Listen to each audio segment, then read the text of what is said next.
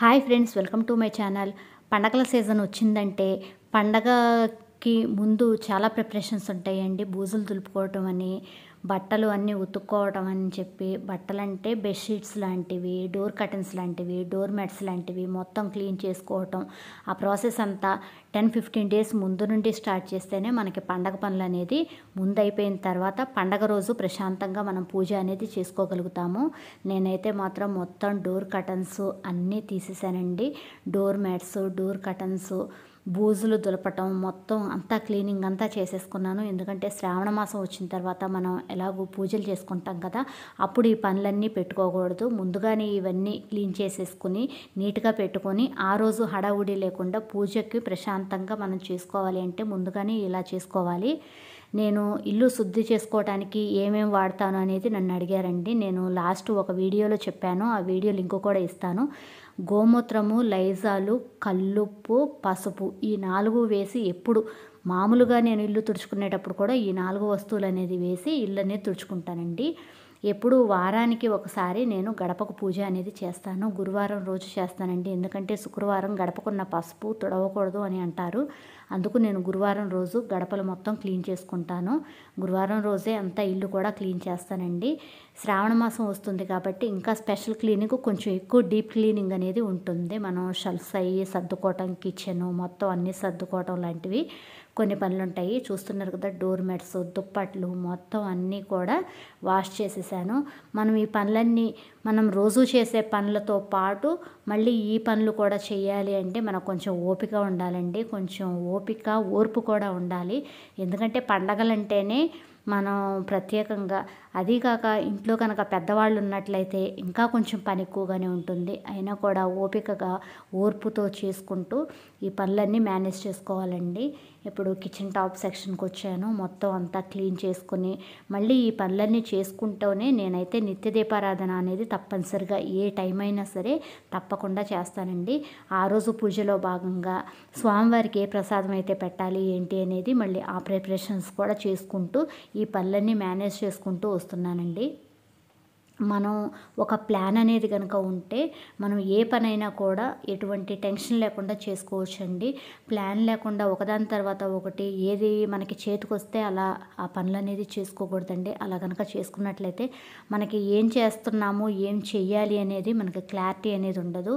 వరుసగా ఏ ఏ పనులు చేయాలి అనేది ముందు రోజే మనం ప్లాన్ వేసుకొని దాన్ని బట్టి కనుక ఫాలో అయితే ఎంత పనైనా సరే ఈజీగా, సునాయాసంగా, నేనైతే మేడు లేకుండానే ఇంట్లో పనులన్నీ కూడా ఇలాగే మేనేజ్ చేస్తానండి. తులసి కోట దగ్గర కూడా శుభ్రం చేసుకొని శంకు చక్రాలతో నేను పూజ చేసుకుంటాను.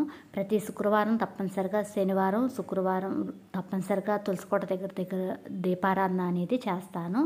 అలాగే నేను పొయ్యి దగ్గర ఇలా నాకు వీలుగా నేను చిన్న రూల్ ఒకటి పెట్టుకుంటానండి. మొత్తం A to Z క్లీనింగ్ అంటే క్లీనింగ్ అయిపోవాలి. మళ్ళీ మనం పూజ చేసుకునే టైంకి ఎలాగో ఇల్లు తుడుచుకోవటం అట్లాంటి పనులు ఉంటాయి. కానీ డీప్గా క్లీనింగ్ అంటే ఒక రోజు కాకపోతే 2 రోజులైనా సరే అలా పెట్టుకుని మొత్తం మనం కంప్లీట్ చేసుకోవాలి. నేను నిత్య పూజ కోసం నేను కొంచెం శనగలు నానబెట్టాను. లక్ష్మీ అమ్మవారికి ఎంతో ఇష్టం అని చెప్పి శనగలు కొంచెం తీసి ఒకటి శనగల దండలాగా ప్రిపేర్ చేసుకున్నానండి. బాబావారికి వేద్దామని చెప్పి కొన్ని శనగలేమో పచ్చి శనగలు లక్ష్మీ అమ్మవారికి ఇష్టం అని చెప్పి కొంచెం తీసి పక్కన పెట్టుకున్నాను. కొన్ని ఉడకబెట్టుకొని నైవేద్యంగా పెడదామని చెప్పి, మన ఇష్టం అండి, మనం ఇదే పెట్టాలని ఏమీ లేదు. మనకి ఆ రోజు ఏది కుదిరితే అలా పెట్టుకోవచ్చు. అంతేగాని ఈ నైవేద్యమే పెట్టాలి, ఇట్లాగే చెయ్యాలి అని అనుకుంటే మాత్రం మనకి టైం అనేది సరిపోదు.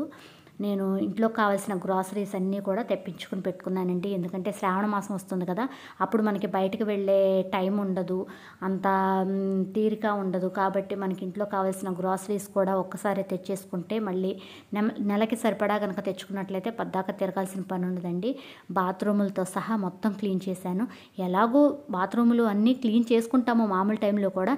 ఈ పండగలంటే మనకి ఆ టైంలో ఏదో ఒక వారం క్లీన్ చేయడానికి కుదరదండి. నెల రోజులు మనం పూజలే సరిపోతాయి కాబట్టి మనకి కుదిరినప్పుడు చేసుకోవచ్చు. లేదంటే కనుక ఒకసారి డీప్ క్లీనింగ్ అనేది చేసేసుకొని అలా ఉండవచ్చు.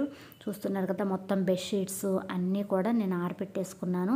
అవి మళ్ళీ నీట్గా ఆరిన తర్వాత మళ్ళీ వాటిని మడతలు పెట్టి కర్టెన్స్ పెట్టుకొని ఇదంతా చాలా పని ఉంటుందండి. మనం చెప్పలేము ఆ పని, ఈ పని అని చెప్పి. ప్రత్యేకంగా చేసే వాళ్ళకే తెలుస్తుందండి ఆ పని ఏంటి అనేది. ఆ పనిలో ఉన్న ఆ కష్టమైన కానివ్వండి, ఇష్టమైన కానివ్వండి, ఇష్టంగా చేస్తే మనకి కష్టం అనిపించదండి. కష్టంగా చేస్తే కొంచెం కష్టంగానే ఉంటుంది. నేను ఇప్పుడు శనగలు నానబెట్టుకున్నాను. పూజ కోసం నేను అన్నీ ప్రిపేర్ చేస్తున్నాను. ఈ క్లీనింగ్ అంతా అయిపోయిన తర్వాత నేను స్నానం చేసి మళ్ళీ నేను మొదటిగా ఎప్పుడైనా సరే పొయ్యి ముట్టించేటప్పుడు పాలు అనేది ముందుగా కాచుకుంటానండి. తర్వాతే ఏదైనా వండటం లాంటివి చేస్తాను. అందుకు ముందు పాల గిన్నె పెట్టి తర్వాత శనగల్ని స్టవ్ ఆన్ చేశాను. మీరు కూడా తప్పకుండా లక్ష్మీ అమ్మవారి కటాక్షం రావాలి అంటే కనుక కొన్ని చిన్న చిన్నవి మనం టిప్స్, రోజు పాలు కాస్తాము, అదేదో ముందుగా కాస్తే చాలా మంచిది. అంతేనండి, మనం చేసే పని చాలా సింపుల్గానే ఉంటుంది, కానీ ముందు వెనుకగా చేస్తాము. అది కొంచెం ఇలా కనుక చేసినట్లయితే మనకి పాజిటివ్గా ఉంటుందండి. అంతే, తేడా ఏమీ లేదు. మనకి గ్రాసరీస్ కూడా నేను అన్నీ ఒకేసారి తెప్పించేసుకున్నాను. ఇలా మొత్తం తెప్పించేసుకుంటే ఎటువంటి టెన్షన్ లేకుండా, ఏమీ హడావుడి లేకుండా ఉంటుంది. ఇంట్లో ఏదన్నా పాత వస్తువులు లాంటివి ఉంటే కూడా పడేస్తే పడేయచ్చు. లేదంటే కనుక నేను ఇట్లా పెయింట్ వేసుకున్నానండి. అది స్టూల్కి కొంచెం రస్ట్ పట్టింది, అది పెయింట్ అది వేసుకున్నాను. తర్వాత నిత్య పూజ, తర్వాత దేవుడి గది క్లీనింగ్ కూడా ముందే చేసుకోవాలంటే ఇలా దేవుడి గది క్లీనింగ్ ఎలా ఏంటి అనేది నేను వీడియో లింక్ ఇస్తాను, మీరు కావాలంటే చెక్ చేయండి. దేవుని ఫోటోలు ఎప్పుడు క్లీన్ చేయాలి ఏంటి అవన్నీ నేను ఒక వీడియో చేశానండి. ఆ వీడియో లింకు మీకు డిస్క్రిప్షన్ బాక్స్లో ఇస్తాను. మీకు కనుక ఈ వీడియో నచ్చినట్లయితే, యూజ్ అయినట్లయితే ప్లీజ్ లైక్ చేయండి, షేర్ చేయండి, కామెంట్ చేయండి. Please subscribe my channel.